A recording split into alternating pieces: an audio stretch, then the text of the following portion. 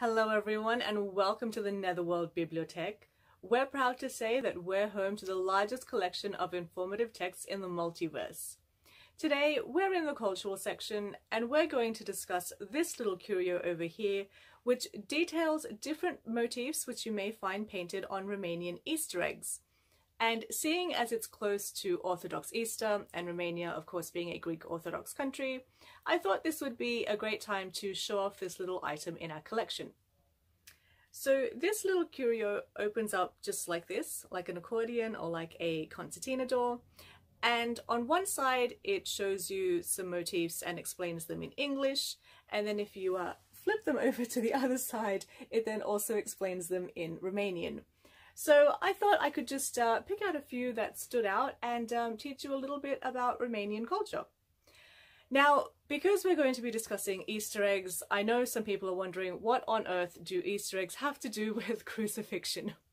Well, that is perhaps a topic for a different video, but there is one legend that says that when Jesus was crucified, Mary Magdalene placed some eggs underneath his body and that his blood ran down onto the eggs and colored them red. And so that is why traditionally Easter eggs are painted red.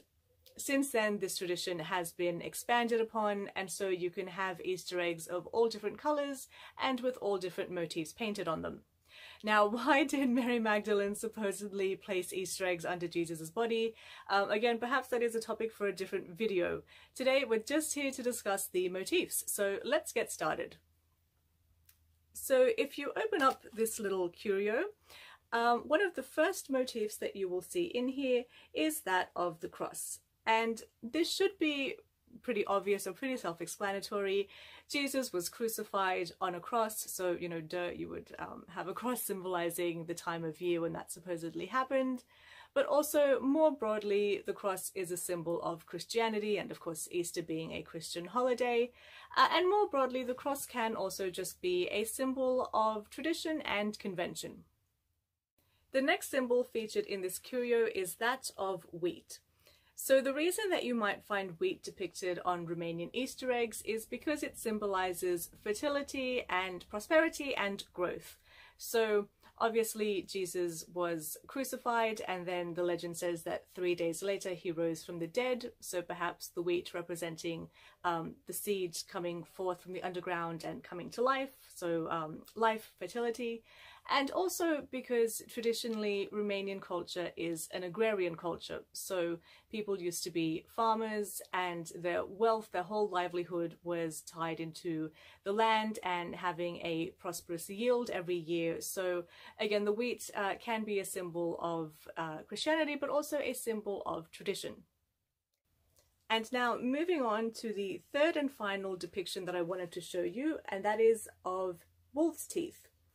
Now, the story according to this little curio is that you should befriend wolves because wolves can see the road in the dark and can lead you back onto your path.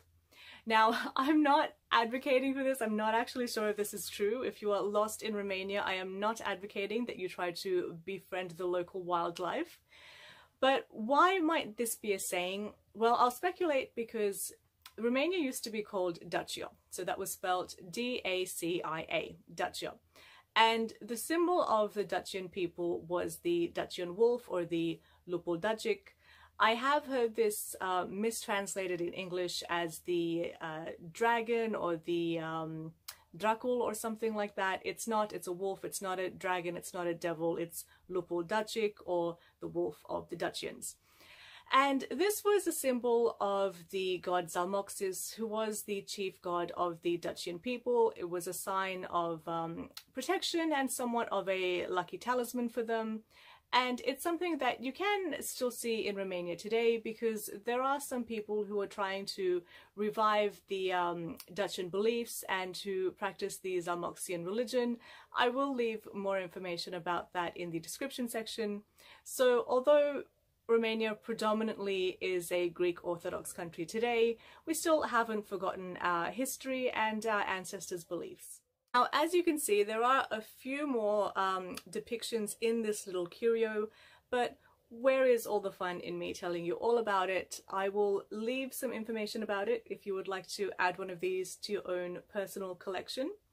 But that will wrap up today's video. So please let me know what you thought. Please let me know if you would like more videos on these kinds of topics. And if you do, I will rummage through our cultural section over here and see what else I can find for you. So thank you very much for stopping by, and perhaps we shall see you next time here at the Netherworld Bibliothek.